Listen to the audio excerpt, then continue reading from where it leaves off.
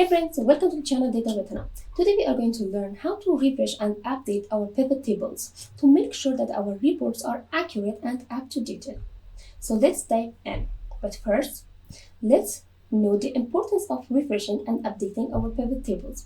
When we are working with a large set of datasets, sometimes when we add new rows, when we add new data, or when we update information or change information, if we don't refresh our pivot tables, then our pivot tables will not be up to date and will not show our latest data.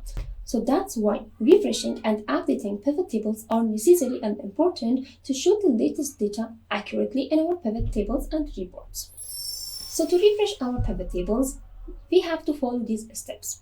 First of all, here we have raw data. Let's insert a pivot table, select the data range, go to the insert tab. Here we have the pivot table. Click on the pivot table. This is the range, and we have to choose where we want to pivot table to be placed, in new worksheet or existing worksheet. Let's choose new worksheet, then click on OK. Here let's add the category and the rows, subcategory, also enter rows, region into the columns, and sum of sales into the values. Here you can see that we have a pivot table created. Now let's go to the sheet 1, which was our data. Here let's delete some of our data. For example, here I want to delete this much of our data. Simply delete it. Now go to the sheet 3. Here you can see that it still shows us the same data that it was a few moments earlier. So what we can do is go to the pivot table analyze tab. Here we have the refresh option in the data group. So by clicking on the refresh, it will refresh and update our pivot table and show the latest data.